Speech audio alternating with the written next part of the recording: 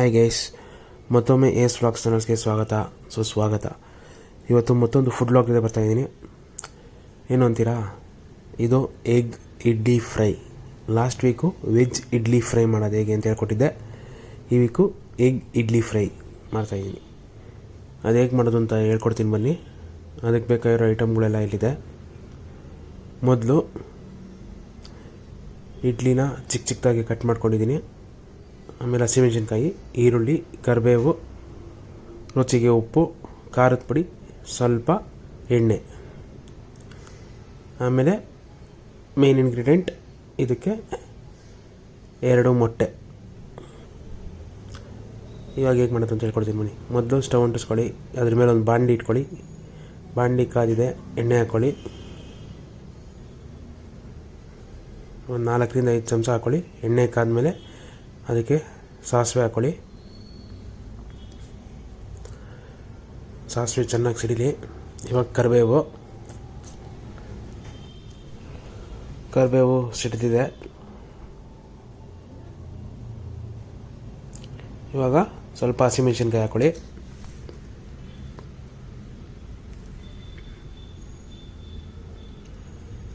ಆಮೇಲೆ ಈರುಳ್ಳಿ,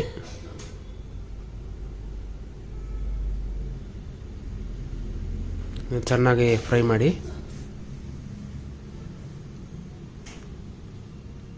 ಒಗ್ಗರಣೆ ಮಾಡಬೇಕಾದ್ರೆ ಒಂಚೂರು ಉಪ್ಪು ಹಾಕೊಳ್ಳೋಣ, ಆವಾಗ ಈರುಳ್ಳಿ ಬೇಗ ಬೇಯುತ್ತೆ.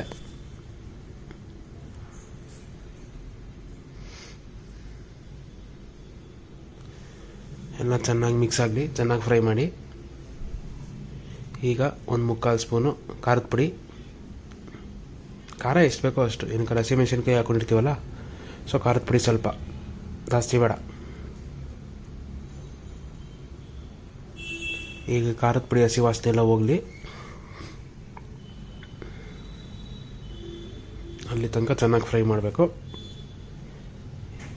ಈಗ ಹೊಡೆದಿಟ್ಕೊಂಡಿರೋ 2 ಮೊಟ್ಟೆ. ಜಾಸ್ತಿ ಬೇಕು ಅಂದರೆ ಜಾಸ್ತಿ ಹಾಕ್ಕೋಬೋದು, ನಾನು ಬರೀ 2 ಹಾಕ್ಕೊಂಡಿದ್ದೀನಿ.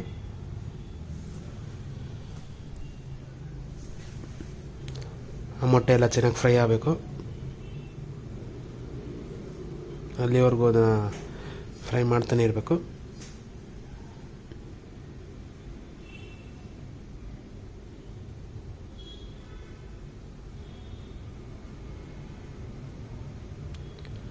ಈಗ ಮೊಟ್ಟೆ ಎಲ್ಲ ಫ್ರೈ ಆಗಿದೆ. ಅದಕ್ಕೆ ಕಟ್ ಮಾಡಿ ಇಟ್ಕೊಂಡಿರೋ ಇಡ್ಲಿ ಹಾಕೋಣ.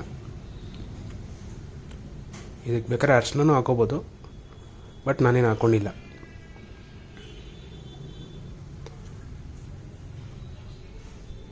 ಕಟ್ ಮಾಡಿಲ್ಲ ಇಟ್ಕೊಂಡಿರೋ ಇಡ್ಲಿ ಹಾಕೊಂಡ್ಮೇಲೆ ಅದನ್ನು ಚೆನ್ನಾಗಿ ಫ್ರೈ ಮಾಡ್ಕೊಳ್ಳಿ. ಮಿಕ್ಸ್ ಆಗಬೇಕದೆಲ್ಲ.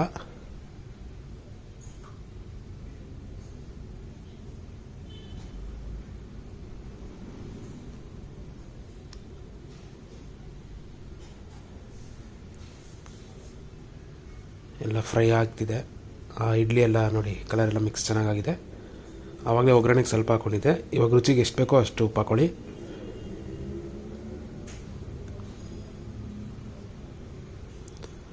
ಚೆನ್ನಾಗೆಲ್ಲ ಮಿಕ್ಸ್ ಮಾಡಿಕೊಂಡು ಒಂದ್ಸಲ ಫ್ರೈ ಮಾಡ್ಕೊಳ್ಳಿ. ಉಪ್ಪೆಲ್ಲ ಚೆನ್ನಾಗಿ ಮಿಕ್ಸ್ ಆಗಲಿ. ಈಗ ಇದಾಗಿದೆ.